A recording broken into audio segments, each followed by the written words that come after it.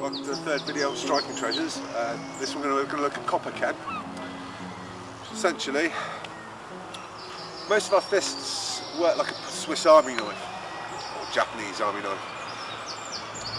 Budo Ken, as we normally do it. Traditionally, thumb was on top.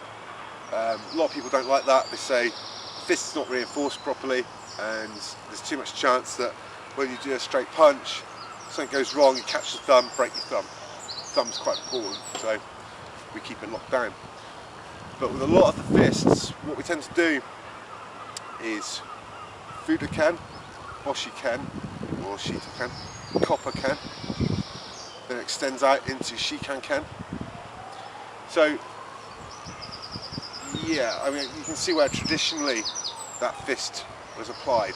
But what we're going to look at in this one is Koppo Ken, so the thumb's automatically on top, and you're striking thumb knuckle. So if I show you, I'll show you actually how it's applied on Paul.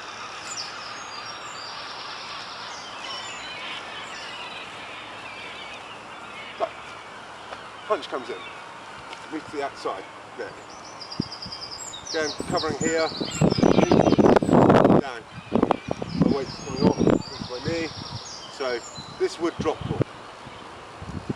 There's nothing soft about it. It doesn't look a lot, but it really hurts. So, move. Yeah. Take it easy with this. Yeah.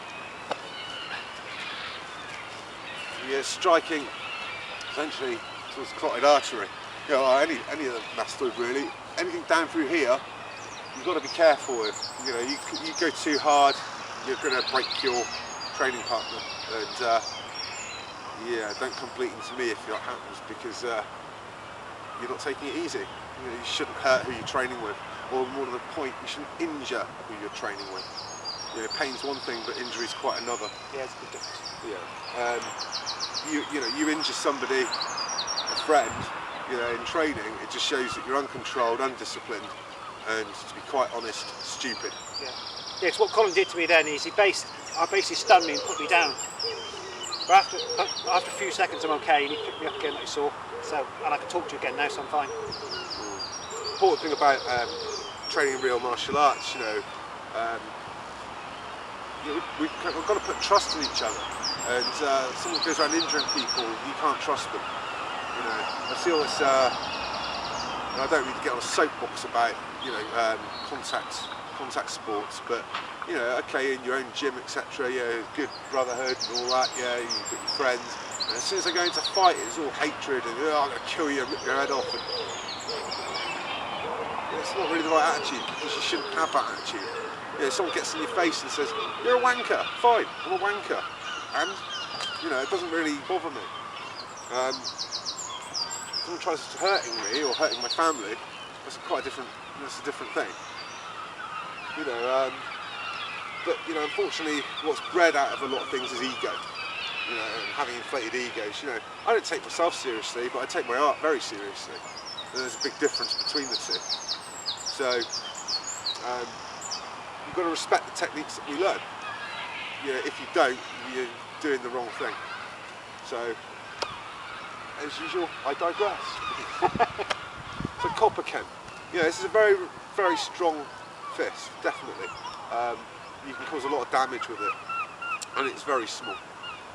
If we do it from a grab, classic grab attack, I cover the fist, strike him to the neck here.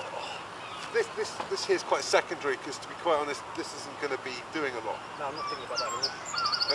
And if it is still quite strong, then fine.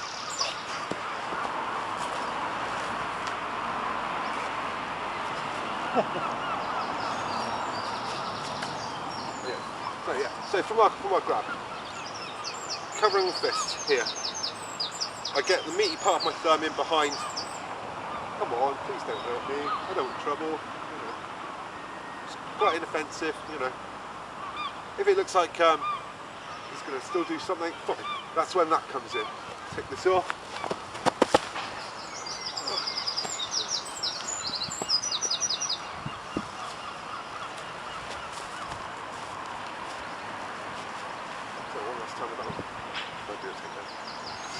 So, hands are up. The reason for them being up is if that fist comes in, that's fine.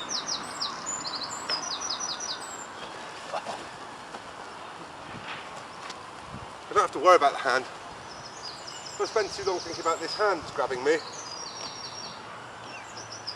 and having to strike here, this, you know, I'm not going to be able to actually, yeah, he's going to just end up trashing me. So this is my kami.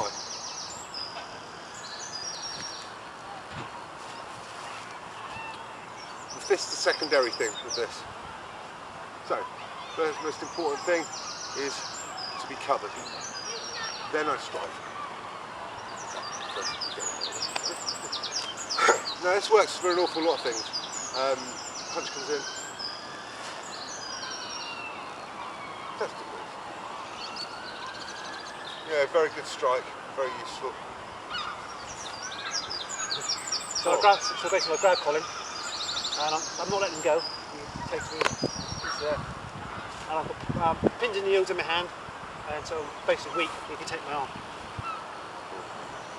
Again, with this grab, the useful thing is my hands come up, depending on what I want with this one. This one, because I'm going to strike between bicep and tricep, thumb goes in. But if I do this and the hand goes off, I lose this hand, it goes flapping off in the wind, I don't know where it is. So what I tend to do, cover the elbow doesn't go anywhere then, and the hand stays where it is and I can use it. There.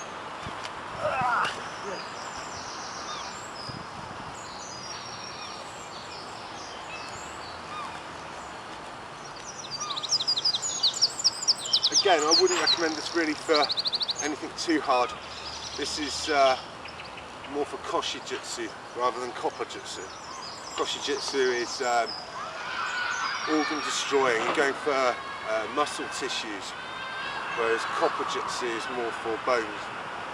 Affects the skeleton. Yeah. Affects the skeleton first. That is quite oversimplifying it, so before anyone starts going, but I'm being simplistic. This is basics. It is. So, I think we'll leave that like that. Okay. So, thanks very much for watching. See you next time.